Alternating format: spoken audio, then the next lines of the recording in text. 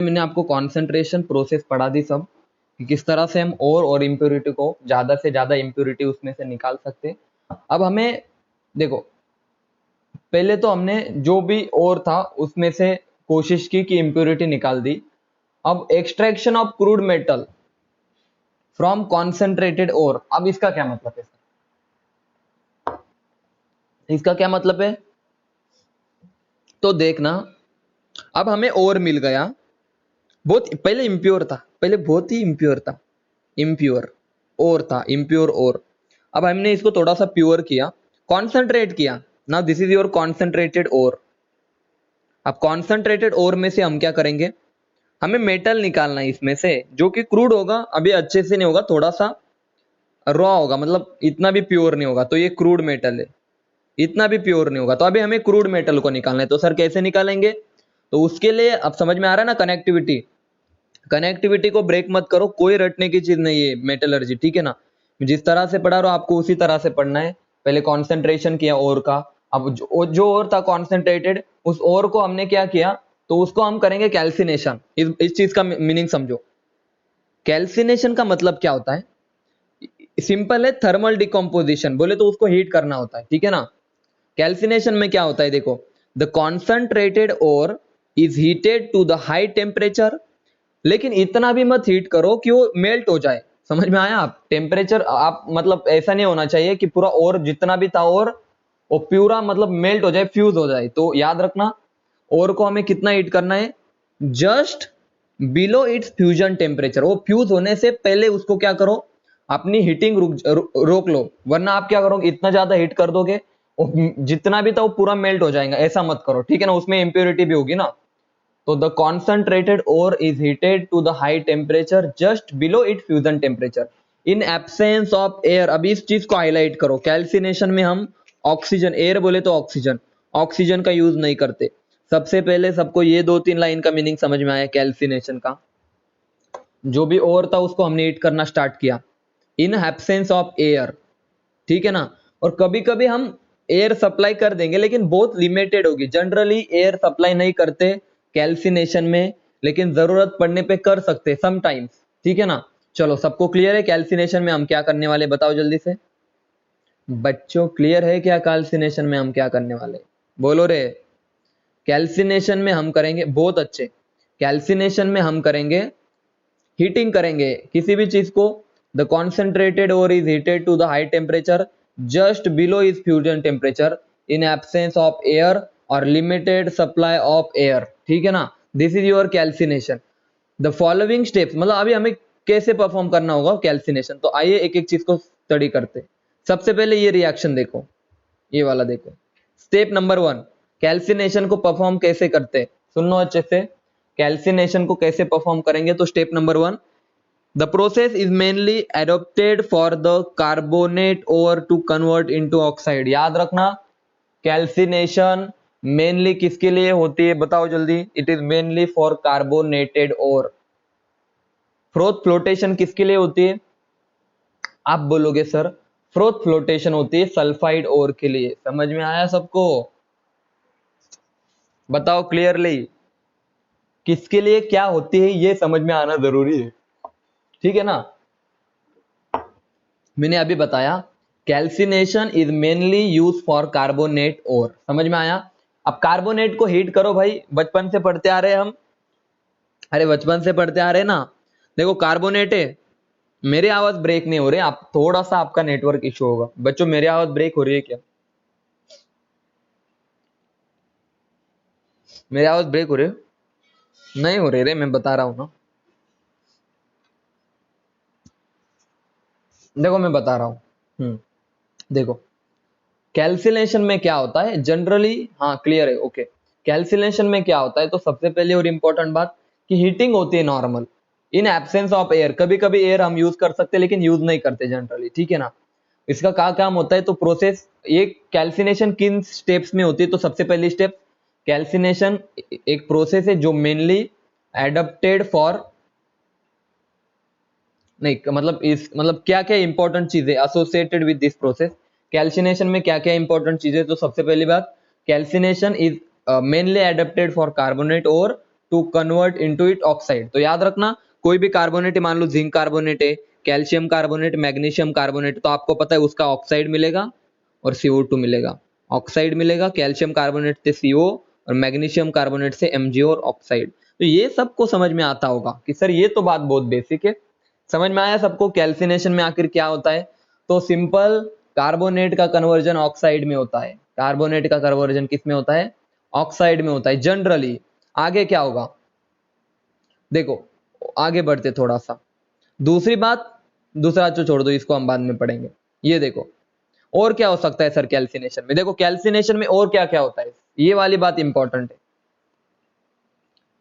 The hydrated ore and hydroxides if अगर present होंगे, मतलब हमारे पास जो भी, मान लो हमने ओर, जो कॉन्सेंट्रेटेड ओर था, उस ओर को हमने हीटिंग करना स्टार्ट किया। मान लो कोई बड़ा सा कंटेनर है, उस कंटेनर के अंदर आपने उस कॉन्सेंट्रेटेड ओर को डाल दिया जिसमें इंप्योरिटी नहीं थी, कम इंप्योरिटी थी, ठीक है ना। अब मान लो उस ओर के अंदर कार्बोनेट हो गए तो वो निकल जाएंगे, मेटल ऑक्साइड में कन्वर्ट हो जाएंगे। लेकिन मान लो आपके पास उस ओर में हाइड्रेटेड है, मतलब पानी है। मान लो उस ओर के अंदर पानी है, देखो मान लो उस ओर के अंदर पानी है, तो हीटिंग से पानी क्या हो जाएगा बच्चों? निकल जाएगा, सिंपल भाई। मान लो उस ओर के अंदर हाइड्रोक्साइड है, तो हाइड्रोक्साइड से भी क्या निकल जाएगा? पानी निकल जाएगा। ये वाली समझ में आई ना, AlOH3? ये समझ में आई रिएक्शन? नीचे वाली रिएक्शन समझ में आई सबको या नहीं? या बताओ, मैं बता दूं क्या? बता देता हूं। AlOH3 दो बार ले लो, देखो दो बार है ना, देखो मैं बता देता हूं सर। AlOH OH OH, दूसरी तरफ भी लिख दो, AlOH OH और OH। सुनो अच्छे से, पानी बाहर निकाल दो, कितने? 3 water molecule, H2O H2O H2O। तो बचा क्या आपके पास? 2 एल्यूमिनियम बचे और 3 ऑक्सीजन बचेंगे। क्या है, रुक जाओ, क्या टाइप करके भेजा है सर? ये लेक्चर जल्दी अपलोड कर देना प्लीज, बहुत। हाँ ठीक है, कर दूंगा आज कल। कल ये कल होगा, लेकिन ठीक है ना, कल होगा, क्योंकि बाकी के भी लेक्चर अपलोड हो रहे हैं, ठीक है ना। बहुत सारे लेक्चर अपलोड हो रहे हैं अभी, सॉलिड स्टेट के भी, ठीक है, मैं कर दूंगा तो भी। तो मान लेना कर दूंगा मैं दोनों पर ही, बस एक मैसेज करके रख देना कि सर अपलोड कर दो। चलो, सबको समझ में आया? देखो यार बहुत सिंपल चीजें चल रही। देखो पहले पहले मैं पहले से बताता हूँ अभी तक हमने क्या क्या किया। हमारे पास ओर था जो कि इम्प्योर था, उसको हमने कॉन्सेंट्रेट किया, अब मिला कॉन्सेंट्रेटेड ओर, उसके ऊपर हमने कैल्सिनेशन किया। उस ओर के अंदर अगर कार्बोनेट हो गए तो मेटल ऑक्साइड में कन्वर्ट हो जाएंगे और CO2 रिलीज होगा। उस ओर के अंदर अगर हाइड्रोक्साइड है या हाइड्रेटेड है, यानी कि पानी है, तो पानी भी निकल जाएगा हीटिंग के बाद, और हाइड्रोक्साइड किस में कन्वर्ट हो जाएगा? ऑक्साइड में। जल्दी बताओ, यहां तक की बातें सबको क्लियर है? बताओ जल्दी से, मैसेज करके बताओ। और मान लो हमारे पास एक, ये मान लो और था, ये हमारा स्टार्टिंग वाला, ये कॉन्सेंट्रेटेड और था। जैसे ही इसको हमने कैल्सिनेशन करवाया, याद रखना इसमें से बहुत सारे गैस बाहर निकल जाएंगे। तो ये जो और था ना, कैसा हो जाएगा आप खुद से बताओ? इसको ऐसे पोर्स बन जाएंगे, यानी कि पोरस बन जाएगा थोड़ा सा। ये बात थी, समझ में आया? आप समझने की कोशिश करो। कैल्सिनेशन के बाद जो प्रोडक्ट बनेगा ये थोड़ा सा पोरस होगा, बोले तो उसमें होल्स बन जाएंगे। समझ में आया सबको? बोलो भाई क्लियरली, मैसेज करो। कैल्सिनेशन सबको समझ में आया क्या? कैल्सिनेशन सबको समझ में आया क्या? बहुत अच्छे। कैल्सिनेशन में हमने कोई एयर का यूज नहीं किया, ठीक है ना। अब रोस्टिंग में चलते हैं। रोस्टिंग मतलब रोस्ट करना, आपको रोस्ट सबको पता है, रोस्ट सब करते हो ना, जलाना, सही है ना। देखो रोस्टिंग पढ़ते हैं अभी। Roasting based on redox reaction, याद रखना, इसके पहले जो पढ़ाया था वो थर्मल डिकम्पोजिशन के ऊपर बेस्ड था, लेकिन roasting is a base on redox reaction. यहाँ पे क्या होता है, या तो आप रोस्टिंग करोगे, या तो रोस्टिंग करते हो, या तो कैल्सिनेशन करेंगे। तो मैं पढ़ाऊंगा आप रोस्टिंग कहाँ पे करोगे, कैल्सिनेशन कहाँ पे करोगे, जल्दी बताओ। कार्बोनेट ओर के वक्त कैल्सिनेशन करोगे। अब देखो रोस्टिंग में क्या होता है बच्चों, सुनो अच्छे से। The concentrated ore is heated to the high temperature just below its fusion temperature in a presence of large or excess air, यानी कि it is opposite to calcination। समझे या नहीं समझे? वहां पे एयर का यूज नहीं किया था, यहाँ पे एयर का यूज करोगे, करना ही पड़ेगा। The following change is associated with this process, यानी कि रोस्टिंग से हमें क्या मिलेगा। तो सबसे पहली बात, अरे मजा आ जाएगा आपको, मैं कनेक्टिविटी से पढ़ा रहा हूँ, कोई भी चीज आपको भूल नहीं सकते आप, मैं बता रहा हूँ ना। सबसे पहली बात कि मेनली फॉर सल्फाइड और, अरे समझे, आप खुद से सोच के देखो, कार्बोनेट में हम ऑक्सीजन क्यों ऐड करेंगे भाई, आपको समझ में आ रहा है क्या, कार्बोनेट में ऑक्सीजन क्यों ऐड करेंगे। हाँ सर, अगर सल्फाइड और हो आपके पास, अगर बच्चों आपके पास सल्फाइड और हो, तो सल्फर के अंदर ऑक्सीजन ऐड करके हम SO2 बाहर निकालेंगे। समझ में आ रहा है ना, SO2 बाहर निकालेंगे और मेटल ऑक्साइड, मान लो मेरे पास मेटल सल्फाइड है, देखो मान लो मेरे पास लेड सल्फाइड है, आगे एग्जांपल है, कोई बात नहीं, एग्जांपल हम डिस्कस करेंगे, है क्या मेरे पास एग्जांपल, देखने दो एग्जांपल, तो चलो मैं बता देता हूँ, ठीक है ना। रोस्टिंग हम कहाँ पे, देखो पहले ये बात समझो कि रोस्टिंग इज मेनली फॉर, किसके लिए होता है बोलो, roasting is mainly for sulphide और, ये बात क्लियर है सबको, मैसेज करो कि ये बात तो सबको क्लियर है ना, सल्फाइड और के लिए हम रोस्टिंग यूज करेंगे, और कैल्सिनेशन फॉर कार्बोनेट और, ठीक है ना। अब सुनो, मान लो मेरे पास एग्जांपल के तौर पे मैं ले लेता हूं ये वाली चीज, देखो एग्जांपल यहाँ पे लिख देता हूं मैं, ये देखो इसको अच्छे से देखो, मान लो मेरे पास है जिंक सल्फाइड, अरे जिंक सल्फाइड लिखना था रे, ZS नहीं, मान लो बच्चों मेरे जेड ZNS है और इसकी रिएक्शन मैंने ऑक्सीजन के साथ करवाई, इन प्रेजेंस ऑफ ऑक्सीजन इसको हीट किया, तो यहाँ पे एक तो मिलेगा हमारे पास मेटल और दूसरा मिलेगा SO2। देखो SO2 मेटल मिल रहा है ना बच्चों, हमें प्योर प्योर मेटल मिल रहा है, दिख रहा है आप, इसको मैंने गैस क्यों दिखा दिया, मिल रहा है ना थोड़ा सा मेटल प्योर प्योर, समझ में आया सबको। This is the reaction, this is your क्या, रोस्टिंग, रोस्टिंग समझ में आया सबको। यहाँ पे हमें क्रूड मेटल मिल रहा है, this metal is not pure steel, this is crude metal.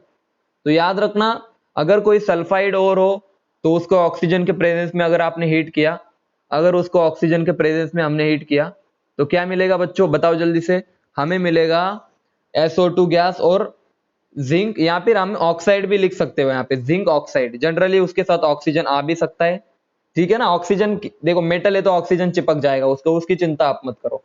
बोलो जल्दी, क्लियर है सबको, मैसेज करके बताओ। कैल्सिनेशन और रोस्टिंग का मेन डिफरेंस क्लियर है सबको, कैल्सिनेशन और रोस्टिंग का मेन डिफरेंस सबको क्लियर है, सब बताओ कि सर यस क्लियर है। लेकिन याद रखना, ये वाली चीज पढ़ो, अभी ये क्यों नहीं बताया था अब बताऊंगा मैं। इंप्योरिटी लाइक, अच्छा अब वॉइस ब्रेक हो रही है मेरी, देखो यार अगर ऐसा, अगर बारिश तो नहीं हो रही आज,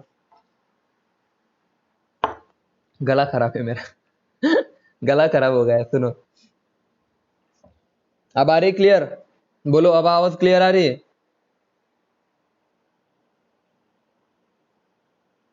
हाँ क्लियर है, ठीक है। देखो अब अभी तक मैंने बस दो ही चीज पढ़ाई, रोस्टिंग के बारे में पढ़ाया और कैल्सिनेशन के बारे में पढ़ाया। कैल्शियम कैल्सिनेशन में मैंने पहली बात बताई कि कार्बोनेट ओर के लिए होता है, दूसरी बात बताई पोरस प्रोडक्ट मिलता है क्योंकि ऑक्साइड बाहर निकलती है, और तीसरी बात क्या बताई मैंने कैल्सिनेशन के बारे में, जल्दी बताओ क्या बताई तीसरी बात कैल्सिनेशन के बारे में। हाँ हाइड्राइड हो या फिर हाइड्रेटेड हो तो उसमें भी हम कैल्सिनेशन के थ्रू पानी बाहर निकाल सकते हैं। लेकिन ये वाली चीज समझो, रोस्टिंग में मैंने क्या बताया कि सबसे पहली बात तो रोस्टिंग प्रेजेंस ऑफ एयर होता है और कैल्सिनेशन में एब्सेंस ऑफ एयर होता है, ठीक है ना। उसके बाद मैंने बताया कि मेनली फॉर सल्फाइड और, ठीक है ना, this is mainly for sulphide और रोस्टिंग। अब देखो मान लो मेरे पास, देखो इंप्योरिटी लाइक सल्फर, आर्सेनिक, इनको बहुत अच्छे से समझो, मैं यहाँ पे लिख देता हूँ, नीट CET के लिए इंपॉर्टेंट है फॉर योर एग्जाम।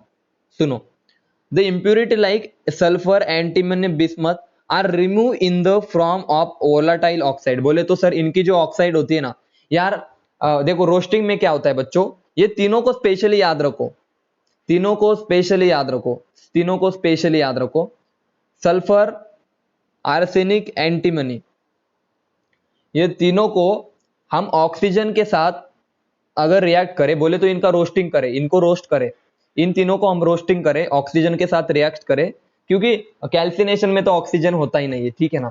तो इनके जो ऑक्साइड बनेंगे ना, SO2 बनेगा, AS2O3 बनेगा, Sb2O3 बनेगा, ये ऑक्साइड ओलाटाइल होते हैं, बोले तो जल्दी से जल्दी कहाँ पे चले जाएंगे, ये वाले उड़ जाएंगे, चले जाएंगे। तो याद रखना, अगर आपसे क्वेश्चन पूछा कि कौन कौन से ऑक्साइड आप किन के ऑक्साइड ओलाटाइल होते हैं, या फिर दूसरा क्वेश्चन आ गया कि कौन से ऑक्साइड क्या बोलते हैं, क्या रोस्टिंग में, मतलब रोस्टिंग से कौन से ऑक्साइड इनमें से जल्दी से रिएक्ट करेंगे, ऐसा कुछ क्वेश्चन आ गए तो याद रखना सल्फर, एर्सेनिक और एंटीमनी के जो ऑक्साइड है वो ओलाटाइल होते हैं, ठीक है ना। तो उनको हम बाय यूजिंग रोस्टिंग उनको हम निकाल सकते हैं। मान लो कोई और है हमारे पास बच्चों, इस और के अंदर मान लो सल्फर है बहुत सारा, आर्सेनिक है बहुत सारा, एंटीमनी है बहुत सारा, ऐसे इंप्योरिटी है इंप्योरिटी, तो इसको हम कैसे निकालेंगे, तो इनको हम ऑक्सीजन के साथ ट्रीट करेंगे, बोले तो इनका क्या करेंगे, हम इनको रोस्टिंग करेंगे।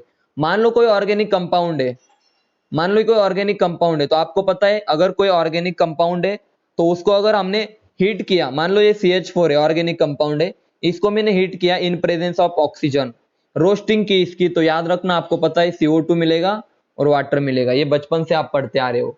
बोलो जल्दी कि ये सेंटेंस का मीनिंग समझ में आया सबको, ये रेड